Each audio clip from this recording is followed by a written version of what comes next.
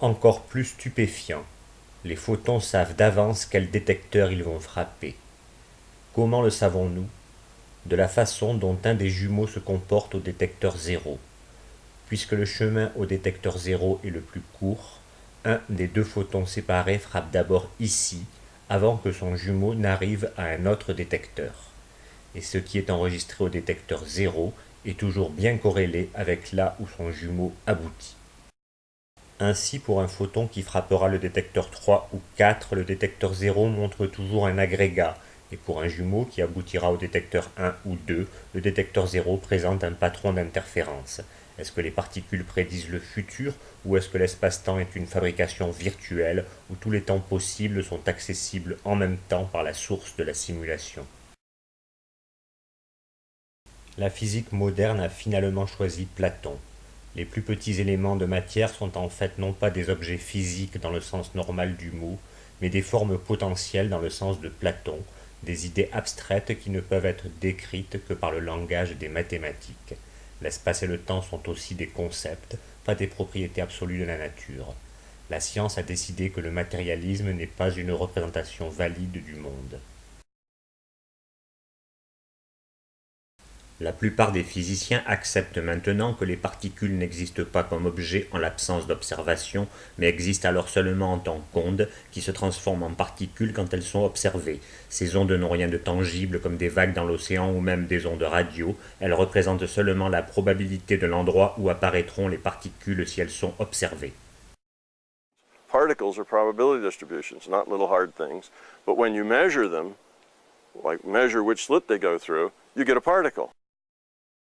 L'onde qui se transforme en particule est seulement une onde de potentialité. C'est ce que Werner Heisenberg disait il y a plusieurs années. Les atomes ou les particules élémentaires elles-mêmes ne sont pas réelles, ils forment un monde de potentialité ou de possibilités plutôt que des choses ou des faits. Quand vous regardez, elles apparaissent, quand vous ne regardez pas, elles n'existent peut-être pas. Cette situation semble très étrange jusqu'à ce que vous la compariez à ce qui arrive dans une simulation. Un jeu vidéo vous génère l'encadrement requis quand vous portez votre regard quelque part. Quand vous vous déplacez et regardez ailleurs, il recrée un nouveau cadre pour vous. Étrangement, l'univers se comporte de la même façon. Notre monde semble donc avoir une résolution discrète et ne matérialise les particules que quand elles sont observées, de la même façon que le font nos simulations à nous. Voilà pourquoi l'hypothèse de la simulation est prise au sérieux par un nombre croissant d'experts. I personally find that I gravitate more towards the information theoretic point of view and believing that the universe that I exist in is a very good, high-quality simulation.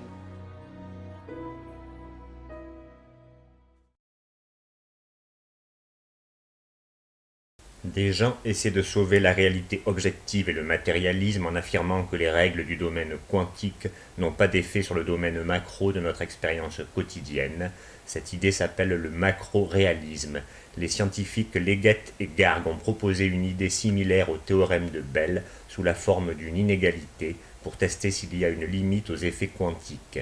Mais en 2011, une équipe menée par Stephanie Simons et George Ni a démontré expérimentalement des violations à l'inégalité de Leggett-Garg, et ces résultats ont été reproduits maintes fois depuis, démontrant que la réalité macro émerge de la réalité quantique et que vous ne pouvez pas séparer les deux.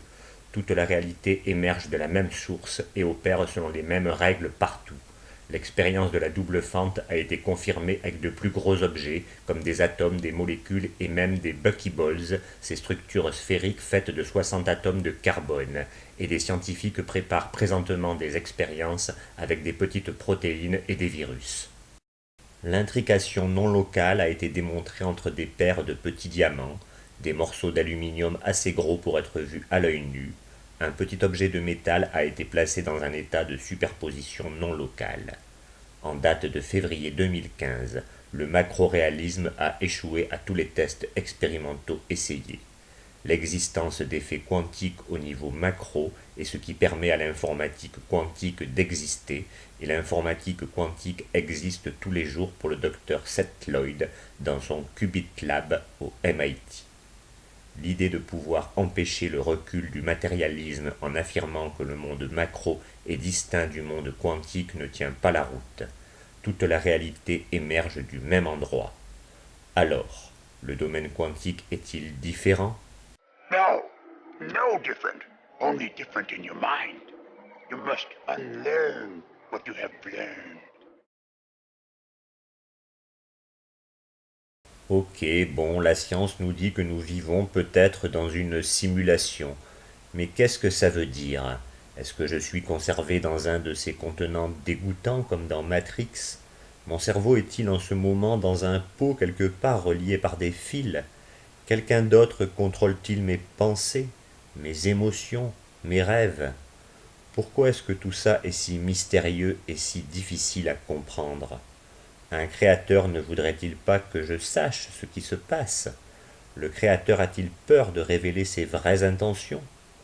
Se cache-t-il de nous? Pourquoi? Pourquoi ne se révèle-t-il pas? Pay no attention to that man behind the curtain.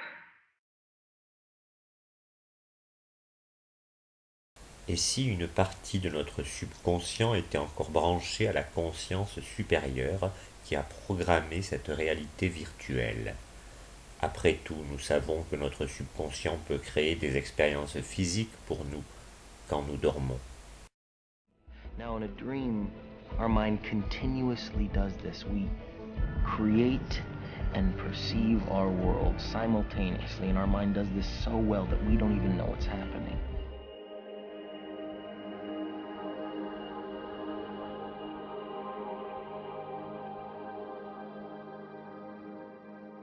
Je ne connais pas un seul scientifique qui serait en désaccord avec la proposition que le monde est extraordinairement ingénieux.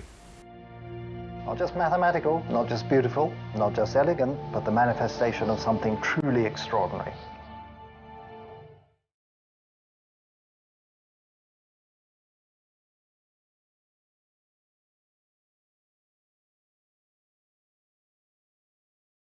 Je vois la conscience comme fondamentale, je vois la matière comme dérivant de la conscience.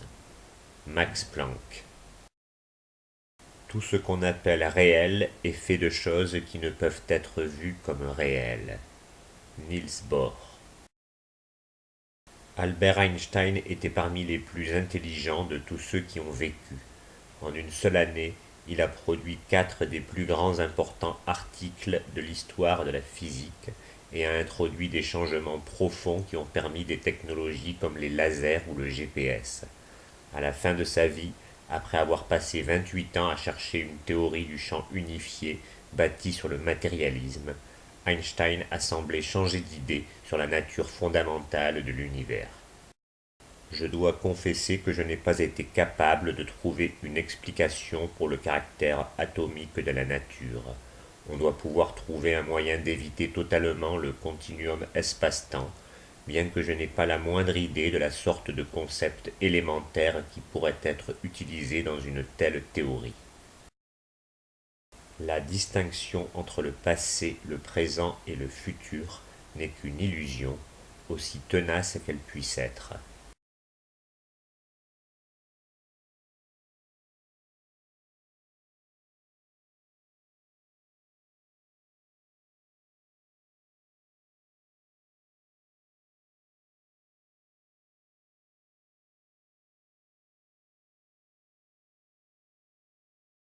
Is everything here created by God? Well, yes, if God's the larger consciousness system, yes.